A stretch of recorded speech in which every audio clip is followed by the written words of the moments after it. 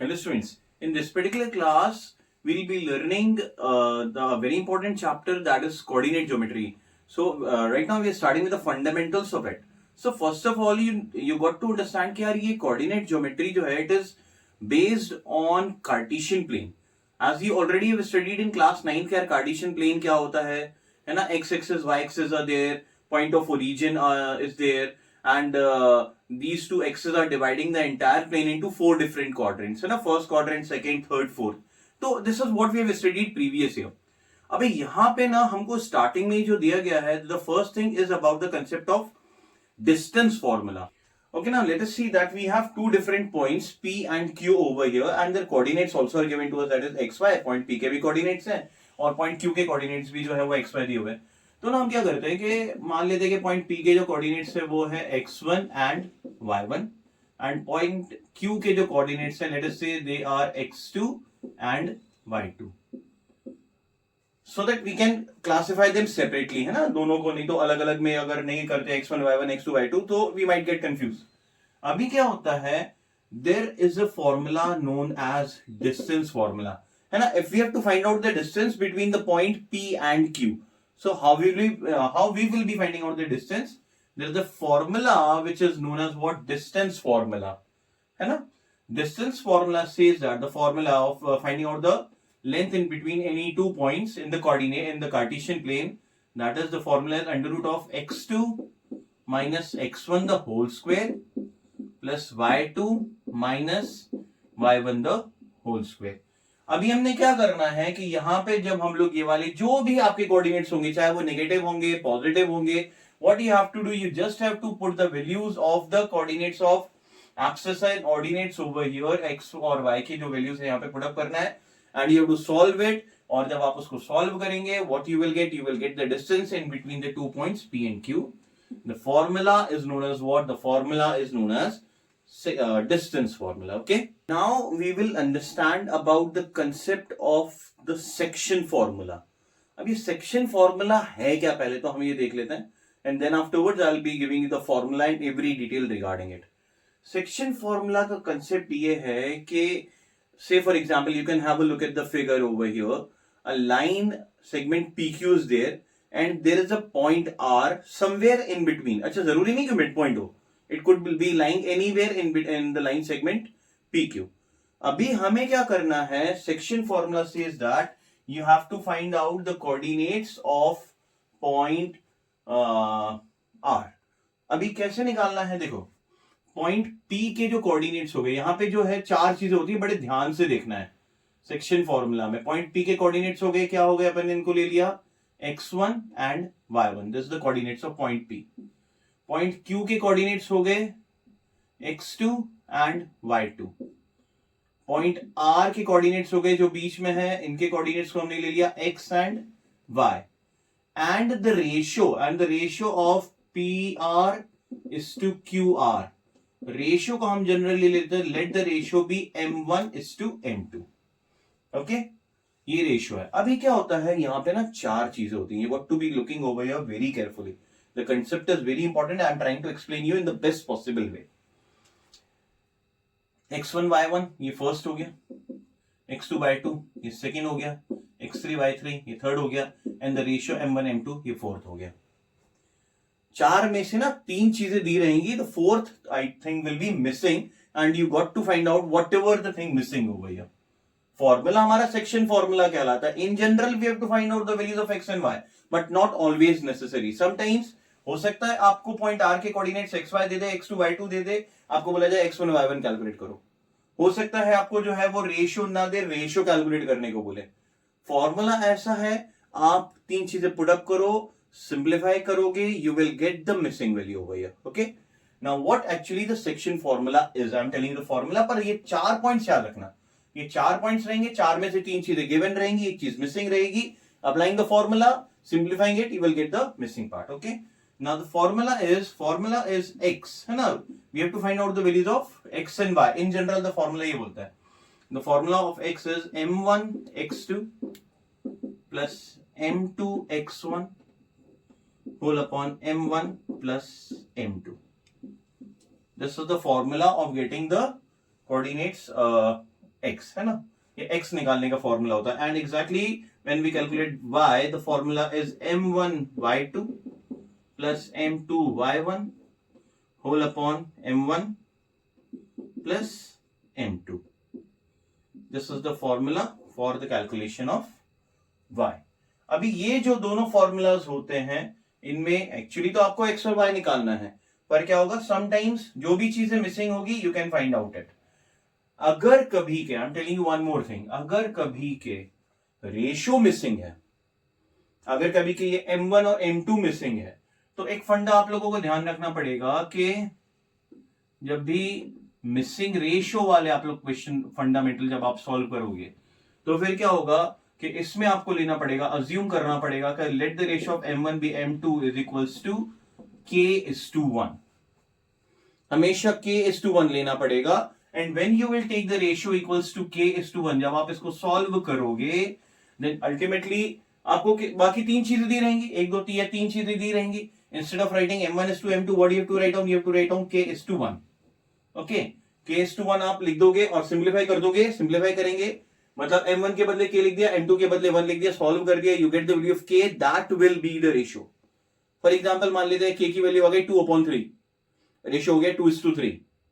मान लेते हैं कि k की वैल्यू आ गई 7, रेशियो हो गया 7:1, लाइक दिस. तो on simplifying it, what you have to do, you just have to find out the value of k. और k की जो भी वैल्यू आती है, मान लेते वैल्यू आ गई आपकी k की, फॉर एग्जांपल लेट अस से 2.3 या 4.7, डेसिमल में अगर वैल्यू आ गई 4.7:1 कर दो, या अगर 4 वैल्यू आ रही तो 4:1 आपकी वैल्यू हो गई. Okay, so this is the concept of your section formula. अभी इसी से जुड़ा हुआ एक और चीज होती है, that the concept is of mid point formula. Okay, so now I am telling you about the fundamental of mid point formula. Now for mid point formula, what actually the phenomena is that, looking at this particular figure, आप लोगों को दिख रहा होगा कि यार जो R है, यहां पे R is the mid point of PQ. R जो है वो PQ का मिड पॉइंट है. And when R is the mid point of PQ, then what you will say that R is midpoint of PQ. So what can we say about m1:m2? दोनों ratios कितने हो जाएंगे? m1:m2 मतलब कि अपन क्या बोल सकते हैं, m1:m2 मतलब कि PR:QR. PR:QR will be equal to one another. They will be equal to one another. तो रेशियो अपन क्या ले लेंगे, 1:1 का रेशियो ले लेंगे. And when we will take the ratio equals to 1:1, हमारा फॉर्मूला क्या निकल के आ जाएगा, फॉर्मूला वही रहता है. How we have to calculate the value of x? The formula is m1x2 plus m2x1 whole upon m1 plus m2. यही formula था. और y का क्या फॉर्मूला था, y का फॉर्मूला था m1y2 plus m2y1 whole upon m1 plus m2. यहां पे क्या हो जाएगा, ये तो एक्चुअली अपना जो यूनिवर्सल फॉर्मूला है, स्टैंडर्ड फॉर्मूला है. अभी मिड पॉइंट फॉर्मूला क्या हो जाएगा, आपका मिड पॉइंट फॉर्मूला क्या हो जाएगा, x is equals to m1 की वैल्यू कितनी है 1 into x2 is x2 plus m2 की वैल्यू कितनी है 1, तो 1 into x1 is x1 whole upon m1 1 m2 1 plus 1 that is equals to 2. यहां आ गया आपका x.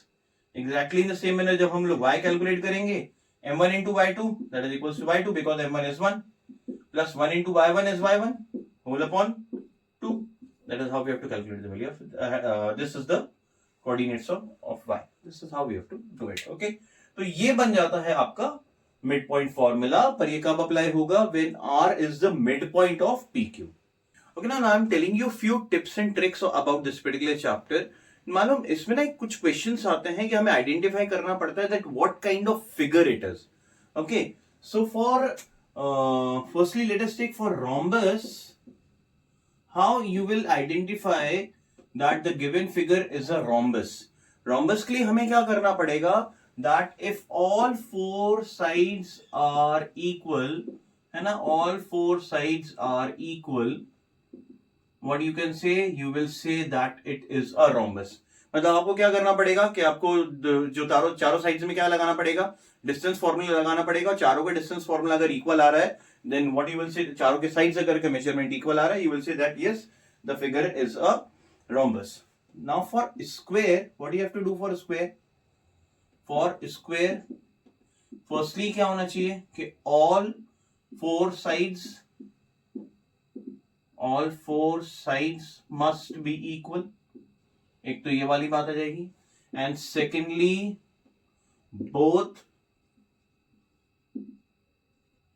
diagonals also must be equal to one another. Diagonal और साइड इक्वल नहीं होंगे एक दूसरे से, पर चारों साइड्स एक दूसरे से इक्वल होंगे और दोनों डायगोनल्स भी जो रहेंगे वो एक दूसरे के इक्वल होंगे. Okay, then the next figure is your parallelogram.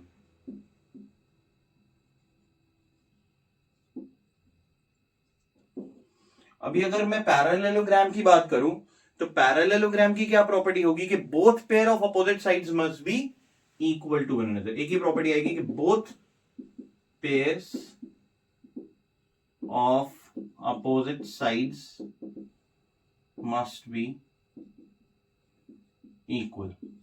मतलब कि ऊपर वाला साइड नीचे वाले साइड के इक्वल होगा और राइट हैंड साइड वाला साइड जो है वो लेफ्ट हैंड साइड के इक्वल होगा. ओके, ये चीज होना चाहिए. चारों साइड एक दूसरे से इक्वल नहीं होंगे, ऊपर और नीचे वाला इक्वल होगा, राइट साइड वाला लेफ्ट साइड वाला एक दूसरे से इक्वल होगा.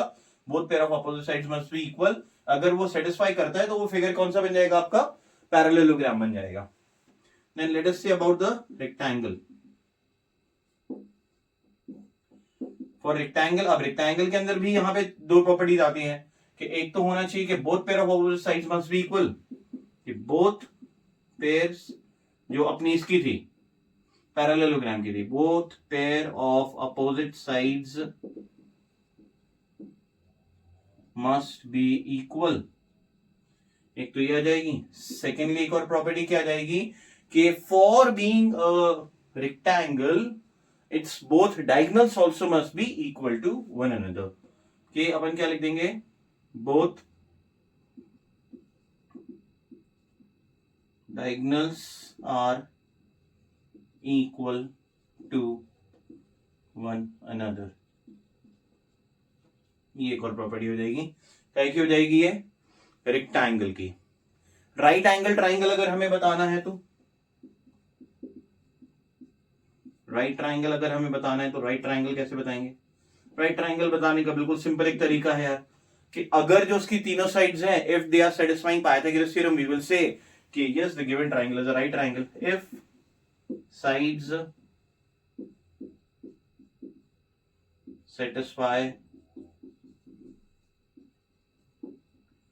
Pythagoras theorem.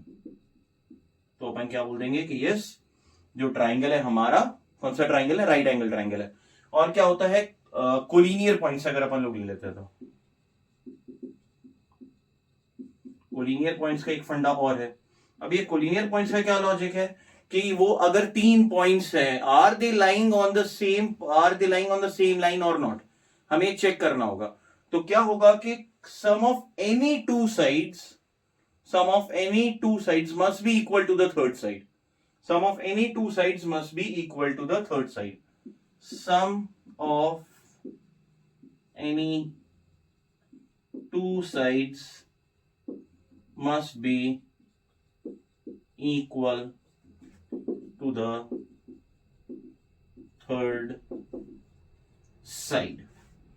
अगर, या फिर मैं क्या बोल सकता हूं कि अगर सपोज कर रहे थे कि AB plus BC should be equal to AC, अगर है तो भी बात बन गई. या AB plus AC is equals to BC है तो भी बात बन गई. या AC plus BC is equals to AB है तो भी बात बन गई. In either of the three conditions अपन क्या बोल पाएंगे कि यार ये जो पॉइंट्स दे रहे हैं these three are collinear points. Okay, so ये जो है this is very important tips and tricks about this particular chapter. Okay, so kindly like and share our video and thank you for watching it.